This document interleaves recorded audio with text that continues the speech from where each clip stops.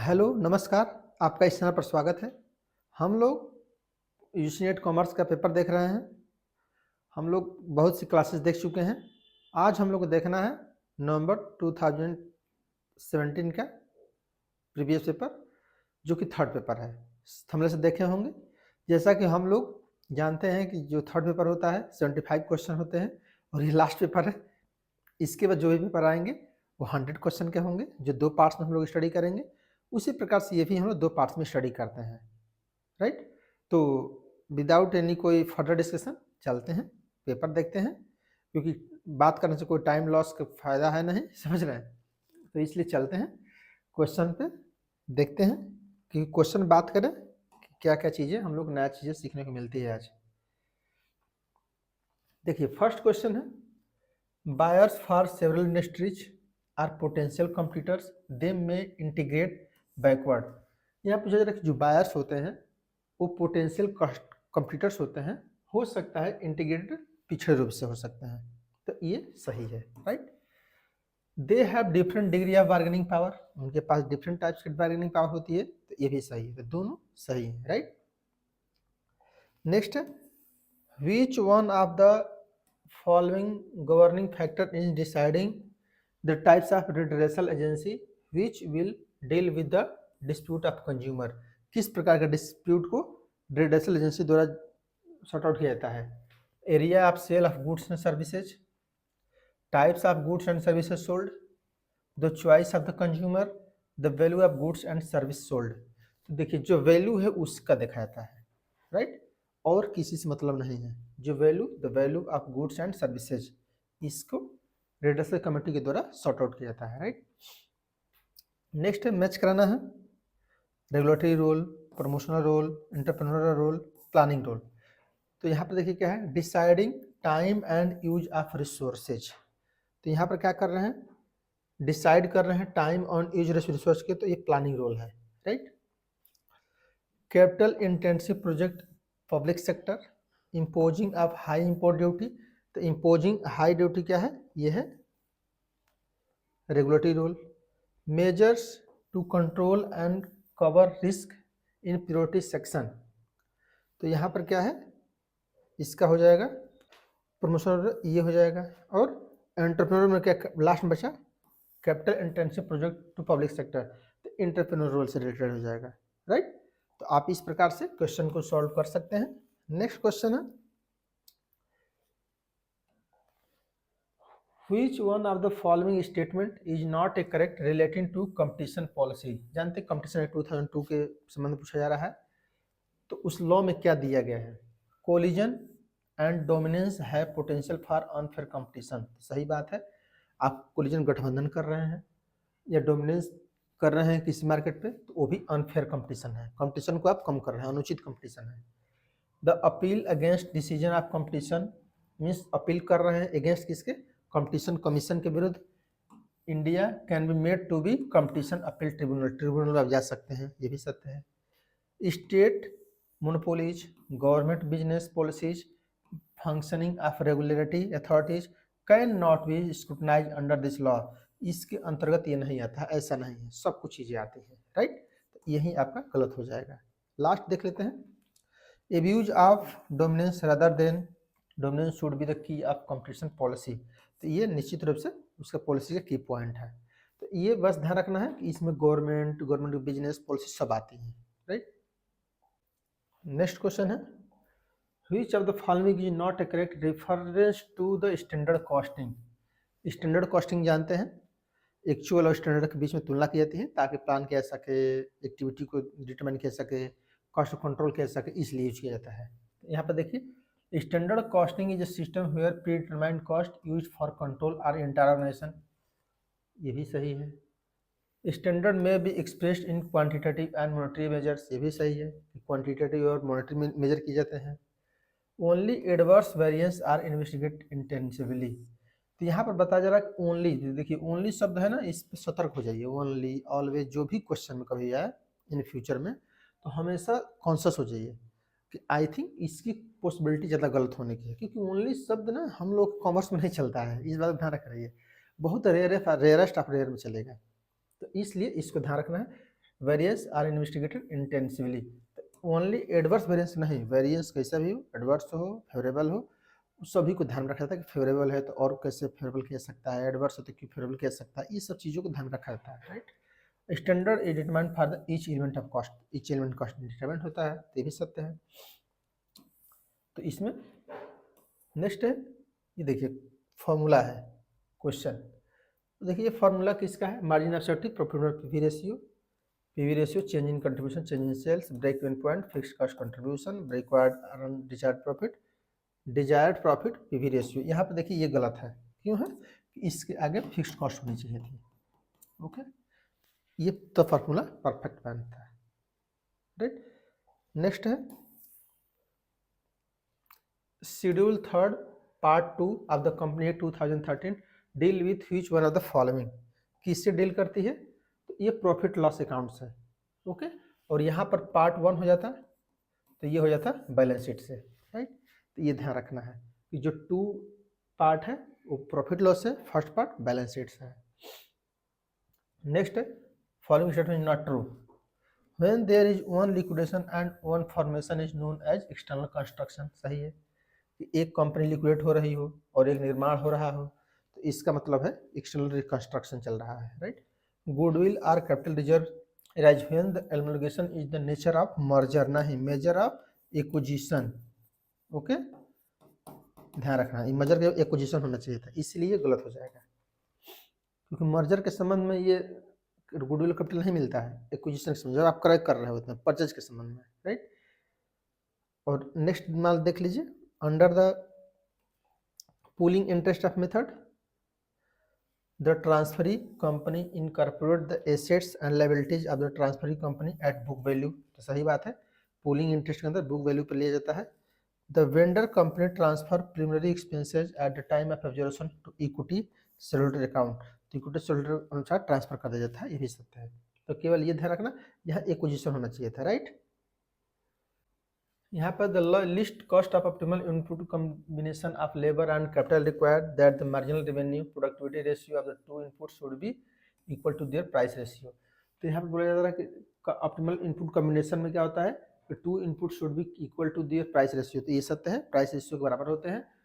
In the hypothetical production function is the form Q L3 5 L2 10L। यहाँ पे जरा की क्वांटिटी है, product L variable input labour है, the marginal physical productivity of the labour is इतना। तो ये मार्जिनल लेबर इतना नहीं होता है, मार्जिनल यहाँ तक लिया जाता है, राइट। और इसका बेसिकली जो फार्मूला है उसको लिख लीजिए, उसको हमेशा ध्यान रख रहिए, V0 प्लस V प्लस यह माइनस है V2 V स्क्वायर। ओके, तो ये फार्मूला ध्यान रखना है, इसी को यहाँ पे तोड़ के बनाया गया है, लेकिन ये गलत हो जा रहा है, राइट, क्योंकि ये क्यूब नहीं होना चाहिए था यहाँ पे, इसलिए, राइट। चलते हैं next, technological advantage, large scale purchase of material inputs, specialised department under the specialised person, oil companies have their own fields, tanker. तो ये क्या है, मैनेजरल इकोनॉमिक्स, इकोनॉमिक्स ट्रांसपोर्ट। देखिए ट्रांसपोर्ट वाला क्या हो जाएगा, टैंकर्स वाला है, ओके, स्टोरेज के लिए। मार्केटिंग प्रोडक्शन, मार्केटिंग कौन सा हो जाएगा, लार्ज परचेज ऑफ मटेरियल, ये हो जाएगा मार्केटिंग के लिए। Next specialised department under specialised resources, ये मैनेजरियल इकोनॉमिक्स हो जाएगा, और टेक्नोलॉजिकल हो जाएगा इकोनॉमिक इन प्रोडक्शन। तो इस प्रकार से आप सही कर सकते हैं। नेक्स्ट है manufacturing of TV sets and refrigerator and the pricing in India belongs to which one of the following market structure. तो ये क्या है, मोनोपोलिस्टिक। मोनोपोलिस्टिक क्यों है, क्योंकि टीवी के कई कंपनियां हैं जो कि प्रोडक्शन करती हैं, इसीलिए वो इसके अंतर्गत आ रही हैं, राइट। देखिए दो चीज़ तो होना नहीं है, मोनोपोली परफेक्ट। परफेक्ट तो हजारों कंपनी होगी तब लिया जाएगा, मोनोपोली में एक लिया जाएगा। टीवी में जानते हैं बहुत कंपनी टीवी आती हैं, इसलिए इस सबसे मेन क्या है, मोनोपोलिस्ट कंपटीशन। ओलिगोपोली में क्या होगा, 2-3 होंगे, okay.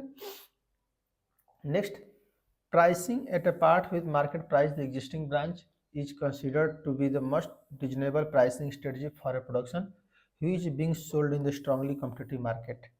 Pricing below the market price has been found to be more successful when a seller intended to achieve a prestigious position among the sellers in the locality for selling prestigious goods much superior quality. देखिए इसमें क्या बताया जा रहा है, हिंदी में इस बार देख लीजिए इसको। एक वह उत्पाद जो एक सशक्त प्रतिस्पर्धात्मक बाजार में बेचा जा रहा है, उसका विद्यमान ब्रांड की बाजार की कीमत के बराबर कीमत निर्धारण सबसे उचित कीमत निर्धारण विवेचन मान लीजिए। सही बात है। अगर कोई गुड्स है और गुड्स बहुत अच्छा से बिक रही है तो आप उसके बराबर प्राइस कर दीजिए। अगर नया प्राइस डिटरमाइन कर रहे हैं तो सही है। नेक्स्ट क्या है, जब एक विक्रेता बाजार में एक स्थान के विक्रेताओं के बीच सम्मानजनक स्थिति प्राप्त करने के लिए ज़्यादा से उच्च किस्म की सम्मानजनक वस्तुओं को बेचने के लिए बाजार कीमत से नीचे कीमत निर्धारण करता है तो उसे ज़्यादा सफल पाया जाता है। नहीं, वो ज़्यादा सफल नहीं हो सकता। क्यों? क्योंकि जब प्रेस्टिजियस गुड है तो उसको बराबर रखिए, उससे हाई रखिए, तब आपको सम्मानजनक प्रॉफिट मिलेगा। राइट, तो ये आपका गलत हो जाएगा, ये आपका सही हो जाएगा। Right, which of the following statement are true, select the correct code. देखिए यहाँ पर क्या है कि देखना है कि कौन सा करेक्टमेंट सही है। The coefficient of rank correlation है the same limitation of the corporation of coefficient correlation, सही है। The coefficient of correlation independent of change origin but not scale, नहीं, ये इंडिपेंडेंट ऑफ चेंज मैं एक बार बताया था, आप लोग ध्यान दिए होंगे तो ये दोनों से होता है। ओके, ओरिजिन से भी होता है, स्केल से भी इंडिपेंडेंट होता है कोफिशिएंट ऑफ कोरिलेशन। राइट, और जब कोरिलेशन रहता है केवल कोरिलेशन किससे, तो केवल ओरिजिन से होगा, स्केल से नहीं होगा। इस बात को ध्यान करेंगे। The convenience between X and Y defined sigma X Y divide by N where X is equal to X minus mean, Y equal to Y minus mean and in number of paired observation, तो सही है। B X Y is called regression coefficient and X variable, ये भी सही है। If B X Y is 0.4, B Y X 1.6, coefficient of determination would be 0.8। अब देखिए इसको मैं सॉल्व कर दे रहा हूँ तीन चीज़ें। देखिए कोरिलेशन एक सॉल्व कर रहा हूँ पहले। कोरिलेशन सॉल्व करने के लिए क्या होता है, ये दोनों को मल्टीप्लाई कर दिया जाता है। Okay, B X Y B Y X का, ऐसे B X Y into B Y X, ये क्या हो जाएगा 0.4 मल्टीप्लाई बाई 1.6 0.08, ये आ गया कोरिलेशन। अब देखिए इसको निकालते हैं, कोफिशिएंट ऑफ डिटरमिनेशन, इसको क्या कहता है, इसको ये कहता है आर स्क्वायर कर देंगे तो 0.8 इस ये होगा, तो ये कितना आ जाएगा स्क्वायर 0.64, इसका ये आंसर होगा। इसके जगह पे कोफिशिएंट डिटरमिनेशन कितना आएगा 0.64। अब मान लीजिए कोफिशिएंट ऑफ नॉन डिटरमिनेशन पूछा जाता है और इसको एक्सप्लेंड भी कहा जाता है। एक्सप्लेंड अगर पूछा जाए इसके जगह पर कि क्या एक्सप्लेंड कितना कर रहा है तो 0.64। ओके, अब पूछा था नॉन एक्सप्लेंड पूछा था या नॉन डिटरमिनेशन पूछा जाए, नॉन एक्सप्लेंड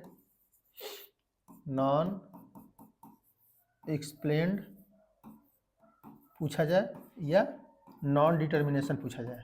नॉन डिटरमिनेशन तो क्या होगा 1 माइनस आर स्क्वायर, तो 1 में से आर स्क्वायर जो 64 होगा उसको माइनस कर देंगे।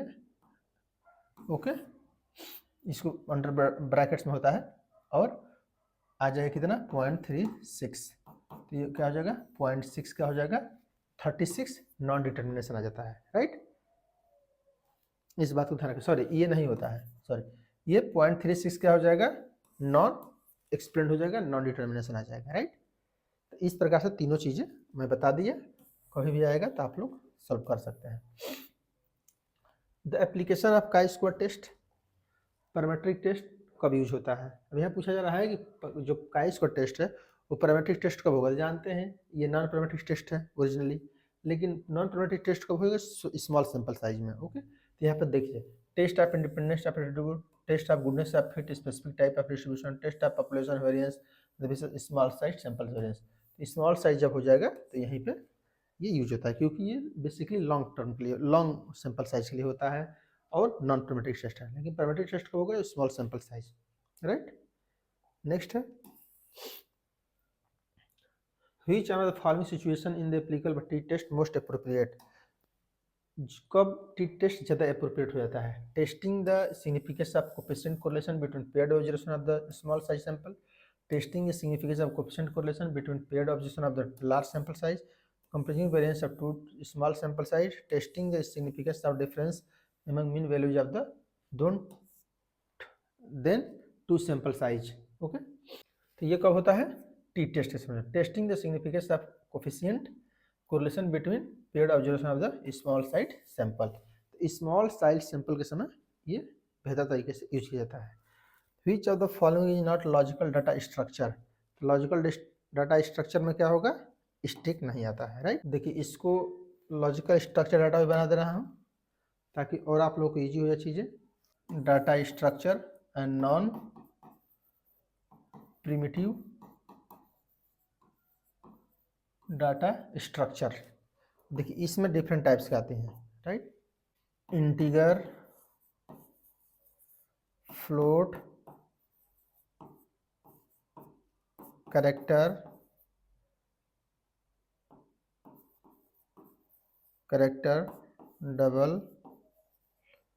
Double painter. ओके, यहाँ आते हैं linear and non linear. Okay, तो लीनियर में कौन कौन होते हैं? इसमें एरे, स्टैक, जो ये वाला है स्टैक, लिस्ट, ये सब इसमें आते हैं। और ये ट्री एंड ग्राफ्स। अब एक होता है QUEAVE, ये भी यहाँ पर आते हैं।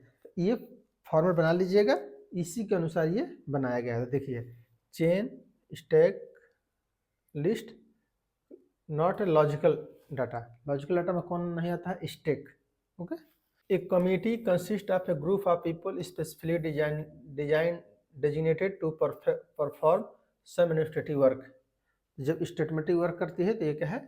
WH न्यूमैन का है। Okay, next, staff service in organisation means the service are advise to counsel and distinguish from the function authority of command. तो ये क्या हो जाएगा?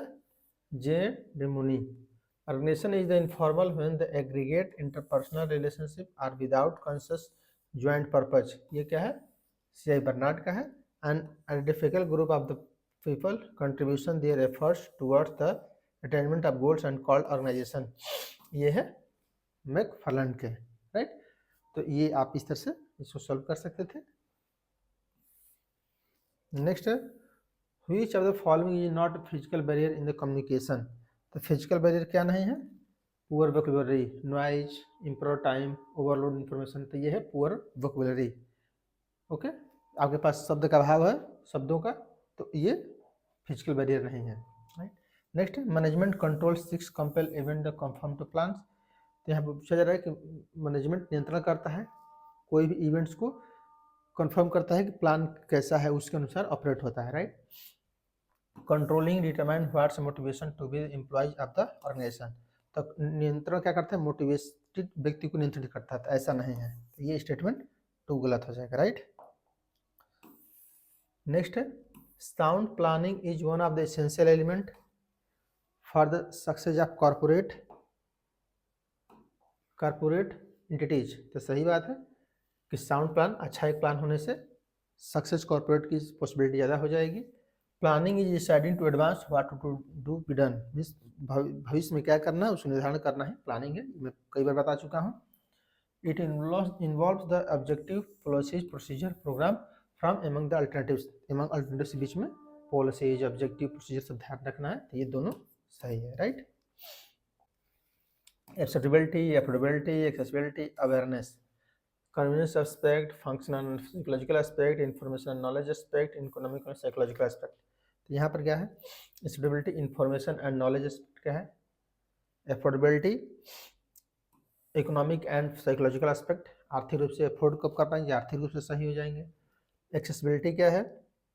कन्वीनियंस एस्पेक्ट, मीन्स कन्वीनियंस, सुविधा जल्दी मिल जाए कन्वीनियंट तरीके से। अवेयरनेस क्या है? Functional psychological aspect, right.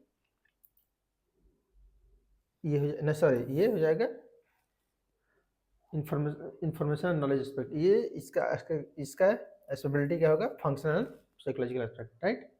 Sincerity, excitement, competence, sophistication, rudeness. तो इसका क्या हो जाएगा, सिंसियरिटी का down to earth, cheerful, wholesome. Excitement का spirited, imaginative, up to date. Competence का रिलायबल, इंटेलिजेंट, सक्सेसफुल। सोफिस्टिकेशन का अपर क्लास, चार्मिंग। रूडनेस का आउटडोर, टॉप। ओके, तो इस प्रकार से आप इसको मैच करा सकते हैं।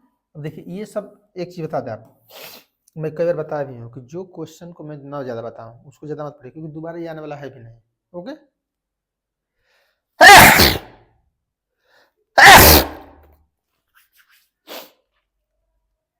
तो इस बात को ध्यान रख रही है, तो इसलिए ज़्यादा परेशान मत होइए वो क्वेश्चन क्यों नहीं आ रहा है, हमको भी आना चाहिए था, ये सब मत सोचिए। Okay, one of the techniques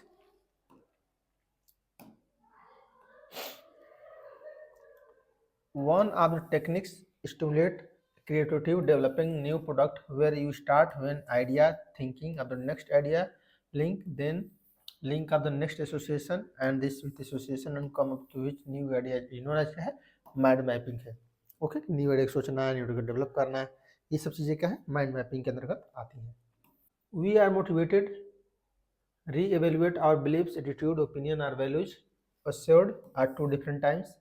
The different due to the some intervention assured a either point of time, motivated as search newer option, these satisfied or mind anxiety। तो ये क्या है, स्टेटमेंट फर्स्ट सही है, ये गलत है। यहाँ देख लीजिए, we are motivated, revaluated, beliefs, attitude, opinion, ये सब सही है डिफरेंट टाइम्स में। और different times due to some intervention showed either point of time, motivated as search newer option and this satisfied and mind satisfied anxiety नहीं होती है ऐसा, राइट। नेक्स्ट है operating leverage and financial leverage of a firm 3 means operating leverage क्या है 3, financial leverage 2 है respectively. If sales increase 6%, देखिए 6% increase होगा, देखिए यहाँ पर सिंपल से क्या करना है, 6% इंक्रीज कर दीजिए 3 18, और इसमें 18 टू 36 36%। ओके, दोनों में उससे मल्टीप्लाई कर देंगे वो आ जाता है। नेक्स्ट है net income approach. Net income approach किससे रिलेटेड है, यह कैपिटल स्ट्रक्चरिंग से। प्रॉफिटेबिलिटी इंडेक्स क्या है, consultancy banking, working capital, low rate return of over capitalisation, और ये प्रॉफिटेबिलिटी इंडेक्स होता है capital based decision. Okay, next है in pay back period method the risk of the project is adjust by the listening the target pay back period, ये सही है। तो target पे पीरियड से रिस्क मेंटेन किया जाता है। और sensitivity analysis help to do calculation of net present नहीं, सेंसिटिविटी एनालिसिस एनपीवी को कैलकुलेट करने के लिए हेल्प नहीं करता है, राइट। ये दूसरा गलत हो जाएगा। डिविडेंड एलिवेंस एमएमए मॉडल्स क्यों है, आर्बिट्रेज के कारण। ओके, आर्बिट्रेज के कारण क्या, कि जो लोग मध्यस्थता, जो मैं कई बार बता चुका हूँ, तब यहाँ पर नहीं बताऊँगा क्यों ऐसा हो रहा है। तो आर्बिट्रेज के कारण जो मोदिगला ने मिलर अप्रोच थे वो इसी कारण से बताए थे, right. Rational system approach, the Ahmedabad experiment to improve productivity, social system approach, functional organisation concept. देखिए फंक्शनल तो एडोप्टेलर हो जाएंगे। ओके, और हार्थन studies experiment, rational system Max Weber, और ये सोशल थ्योरी किसका हो जाएगा, ये हो जाएगा ए.के. राइस का, राइट। तो आप इस तरह से सॉल्व कर सकते थे। तो दो तीन देखिए, दो तीन चीज़ आप कर सकते हैं, रेशनल वाला मैक्स वेबर का, फंक्शनल एडोप्टेलर का, एक्सपेरिमेंट जानते हैं हार्थन स्टडीज है, right. Which of the following is not a method of deciding acceptability level of reliability or consist of measurement is selection method? Regiocentric approach, split half method, test related method, expectancy diagram। तो ये क्या नहीं है, regiocentric। Okay, तो ये आपका regiocentric हो जाएगा।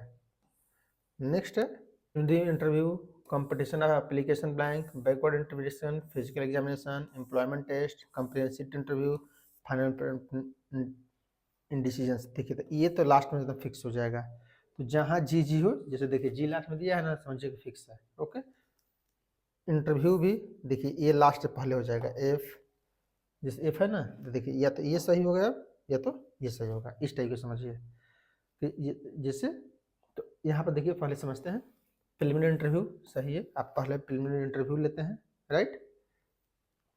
आफ्टर दैट कंपटीशन आप एप्लीकेबल ब्लैंक करते हैं, आफ्टर दैट एम्प्लॉयमेंट टेस्ट लेते हैं, after that competition interview backward verification, last में उससे पहले फिजिकल एग्जामिनेशन और लास्ट में फाइनल। तो यहाँ पर क्या हो जाएगा, 3 ऑप्शन आपका सही हो जाएगा, राइट। तो यहाँ पर क्या होगा, substance theory, David Ricardo, surplus value theory Karl Marx, wage fund theory Adam Smith, regional clement theory Francis Walker. Okay, तो इस प्रकार से आप सही कर सकते हैं। वजह ये जानते हैं, ये क्वेश्चन गलत हो गया था, फर्स्ट स्टार्टेड, ये कोई बता ही नहीं पाएगा कि कब स्टार्ट हुआ। Okay, next risk weighted assets with regard capital adequacy standard which are the following, risk with adjustment, risk with adjustment, risk weighted assets. ये क्या है, रिस्क वेटेड एसेट्स है, राइट।